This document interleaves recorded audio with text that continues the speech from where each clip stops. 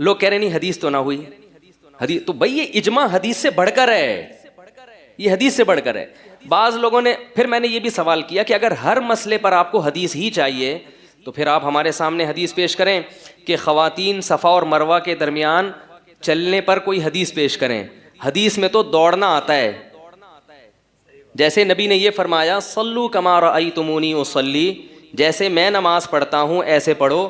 تو ایسے ہی حدیث میں یہ بھی تو آتا ہے کہ مناسک حج مجھ سے سیکھو, یعنی جیسے میں کر رہا ہوں ایسے کرو. تو نبی نے تو رمل کیا ہے 3 چکروں میں, سینہ اکڑا کے آپ نے 3 چکروں میں طواف کیا ہے. آپ صلی اللہ علیہ وسلم نے زور سے لبیک کہا ہے.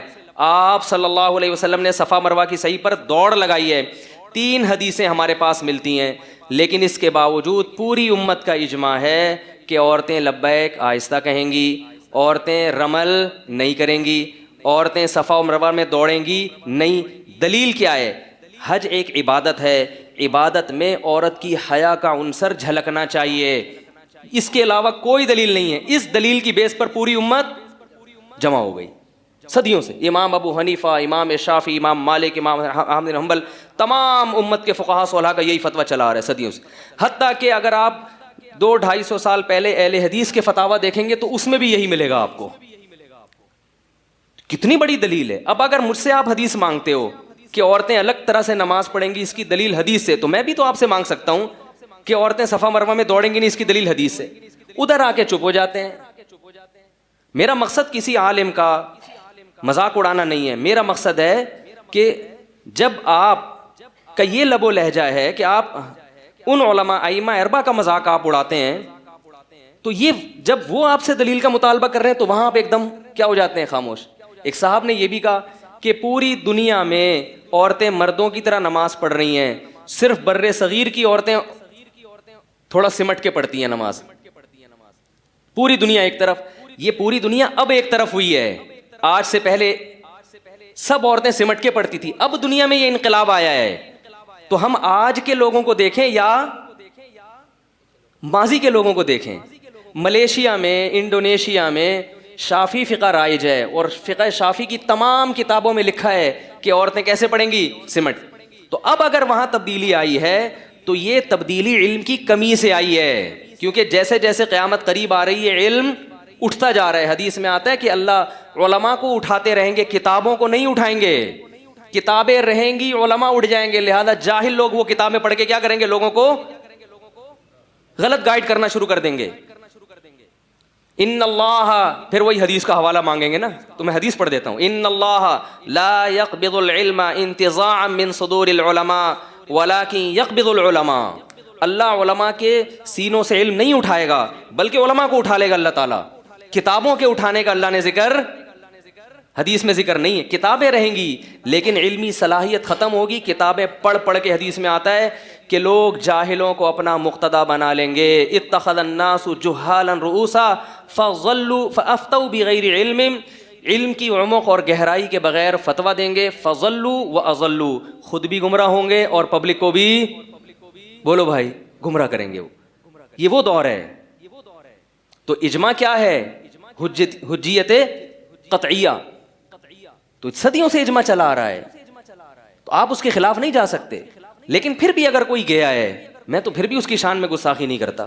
کہتے چلو کوئی بھی عالم ہے, اس کی رائے ہوگی, مگر وہ ہمارا بھی تو احترام کر لے نا. کیا یار, اگر ان علماء کی یہ رائے ہے کہ عورتیں سمٹ کے نماز پڑھیں گی تو ان کے پاس بھی دلیل ہے. کوئی بات نہیں, جو ایسے پڑھ رہا ہے ایسے پڑھنے دو, جو ویسے پڑھ رہا ہے ویسے. اتنا بھی تو آ جاؤ نا. لیکن نہیں, یہ تو قرآن سنت کو مانتے ہی نہیں ہیں, یہ تو اندھے مقلد ہیں, یہ تو یوں ہیں, یہ تو یوں ہیں. تو اس لیے یہ ہے وہ فرقہ واریت. ہم چما دیگرے نیز, ہمیں پتہ ہے باقی سب کیا ہیں, سب بے وقوف ہیں. ٹھیک ہے نا. اس کو کیا نام دیا گیا ہے, علم کا. ایک صاحب مجھے کہنے لگے کہ 3 طلاق پر سوڈان میں بھی قانون بن چکا ہے کہ 3 طلاقیں کتنی ہوں گی, 1. سعودیہ کے بھی بہت سارے مفتی فتویٰ دینے لگے 3 کتنی ہوں گی, 1. پاکستان میں 1963 میں جو آئلی قوانین بنے اس میں بھی 3 کو کیا شمار کیا گیا ہے, 1. مصر میں بھی 1900 فلاں میں یہ قانون بنا کہ 3 کتنی ہوں گی, 1. پوری امت ایک طرف اور یہ پاکستانی مولوی ایک طرف. 5-6 لوگ بیٹھے ہوئے تھے, وہ بڑے متاثر ہوئے ان کی بات سے, کہیں مفتی صاحب بڑی زبردست, آپ کے پاس کیا جواب ہے. میں نے کہا انہی کی بات میں اس کا جواب موجود ہے, تھوڑی سی عقل ہونی چاہیے. میں نے کہا یہ کہہ رہے ہیں کہ سوڈان میں 1957 یا 46 میں قانون بنا کہ 3 ایک ہوں گی, تو سوڈان میں اسلام 1946 میں آیا ہے؟ بولو نا بھائی. سوڈان میں 1000 سال پہلے اسلام آیا تھا. جب 1946 میں پرانے قانون کو چینج کیا, اس کا مطلب 1000 سال سے سوڈان کی گورنمنٹ 3 طلاق کو کیا مانتی تھی؟ 3 مانتی تھی. 1963 میں پاکستان میں قانون بنا, آئلی جو ایوب خان نے بنایا کہ 3 کتنی ہوں گی؟ 1. وہ بلکہ 1 بھی نہیں, وہ عجیب سا بنا. تو میں نے کیسے پتا چلا؟ 1963 تک بر صغیر میں جو اسلام جب سے آیا ہے نا محمد بن قاسم کے دور سے, اس وقت سے لے کر اب تک تمام عدالتوں میں برما, بنگلہ دیش اور انڈیا اور پاکستان سب میں 3 کو کتنا سمجھا جاتا تھا؟ 3. یہ 1000 سال سے امت کیا پکوڑے بیچ رہی تھی, یا تیل بیچ رہی تھی, یا گھاس کھا رہی تھی؟ آج کی چینجنگ پر تو فخر ہے بھائی. حتیٰ کہ بر صغیر میں انگریز نے 100 سال حکومت کی, وہ بھی 3 طلاق کے قانون کو چینج نہیں کر سکا. اتنا اجماع تھا اس مسئلے پر.